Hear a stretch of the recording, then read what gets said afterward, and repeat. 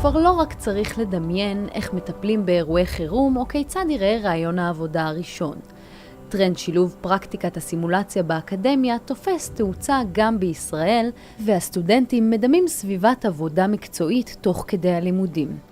הגענו לבחון את מרכז הסימולציות החדש באוניברסיטת אריאל. מרכז הסימולציה הוקם באוניברסיטת אריאל כחלק מתשובה מדעית ומעשית יישומית למדעי הבריאות, ובמיוחד להקמת המחלקה למדעי הסיעוד.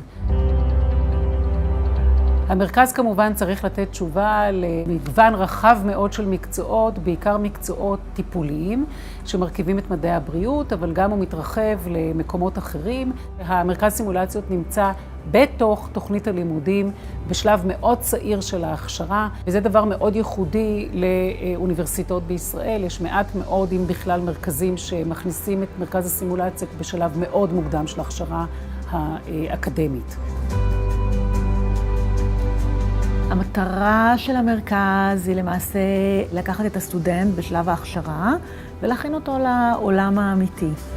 אנחנו מתרגלים פה גם מיומנויות טיפול רפואיות, כמו למשל טיפול בחולים נשימתיים, טיפול נמרץ וכדומה.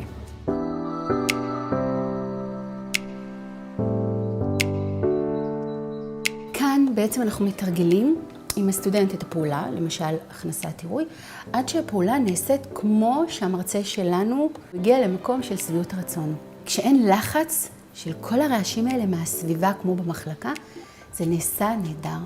ויותר מזה אנחנו רואים באמת בשטח שכשהם מגיעים, הם עושים את אותה מיומנות, אפילו התחילית, הבסיסית, כמו מדידת לחץ דם. היא נעשית בצורה הרבה יותר רגועה ומובנת.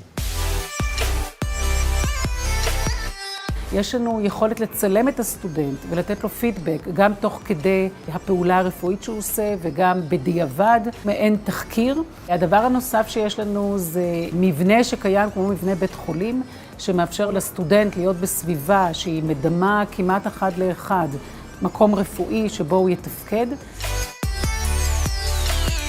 ולא רק במרכזי הרפואה. במרכז הסימולציה מתרגלים גם מיומנויות בין אישיות כדי לסייע לסטודנטים לצלוח רעיונות עבודה, להתכונן לפרזנטציות ולדמות תרחישים מהעולם המקצועי. שלום. שלום, אני מאוד, דינה. אלי.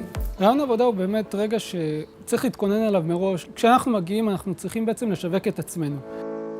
בסימולציה הם בעצם יקדו אותנו מהם הדברים הרלוונטיים שאנחנו צריכים לדבר עליהם בנוגע לעבודה.